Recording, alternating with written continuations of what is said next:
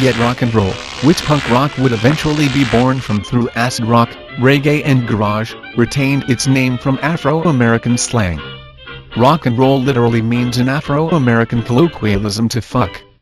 Rocking and rolling described the physical act of the sexual encounter, especially in the backseat of the newly created automobile that became the aspiration of a new moneyed class, even among the downtrodden Afro-Americans of this time of the 1920s and 30s. The heavily sprung cars of the time would literally rock and roll from the sexual act occurring in the backseat. Hence it became a common term for sex among Afro-Americans. Thus when Michael Jackson and any number of other artists have appealed to their audiences that they want to rock with you, all night, rock you in the day, sunlight, I wanna rock with you, all night, they are actually singing about fucking. That is, I want to fuck with you, all night, fuck you in the day, sunlight. They are not singing about dancing. The first real subcultural youth groups to arise in the early 20th century were also of black origin. These were groups such as Rastas, Yardies and Rude Boys that appeared as definite groups involved in trench town music halls of Caribbean Jamaica between the 1920s and 1960s.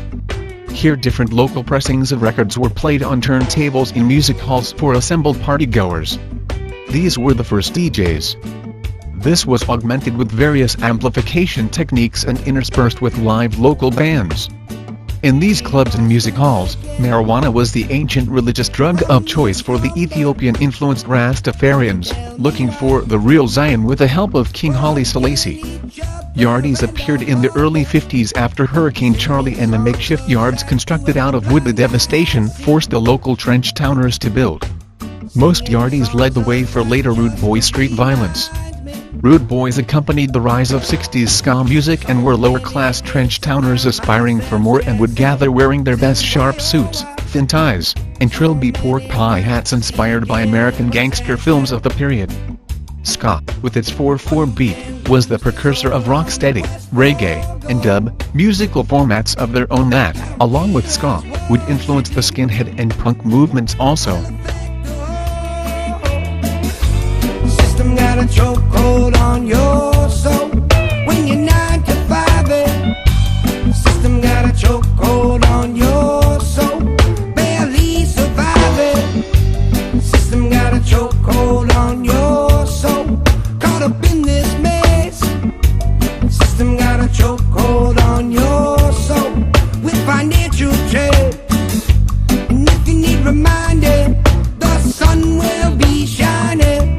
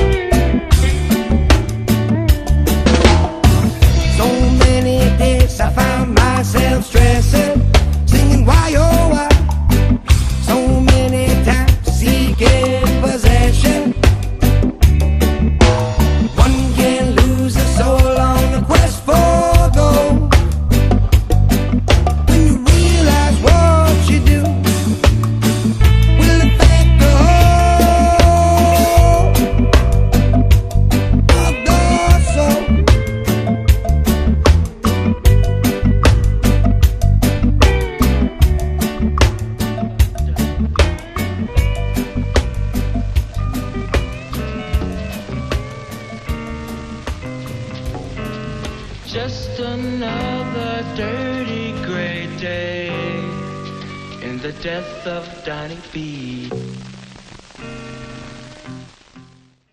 Two other great influences over punk rock were both world wars. From World War I, lasting from 1914 to 1918, would spring the Dadaist movement in revolt to the hideous industrialized violence of the Western Front. From the horribly scarred and gassed survivors of the front line, a new reactive art form would rise up to challenge the war that would end all wars. Poetry, painting, music, sculpture and art forms underwent a massive transformation to reflect the mechanized and production line warfare that appeared in the new century after the Industrial Revolution.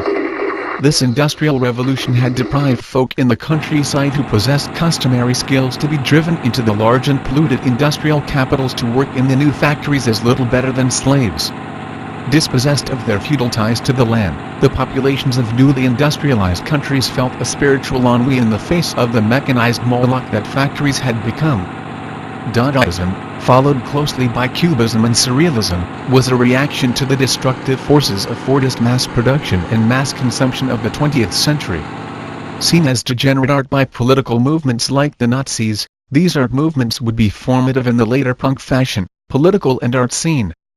The horribly disfigured invalids of the First World War, the mentally ill shell shock caused by what Australian art critic, Robert Hughes, would term the shock of the new, all formed fodder for these new art forms.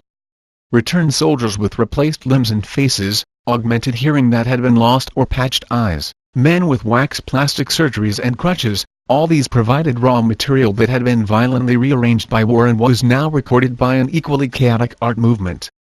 Similarly, the violent, concussive cacophony of war contributed to a vocabulary of sounds unheard in such fashions before and incorporated into music and soundscapes just as canon had been in the 1812 overture.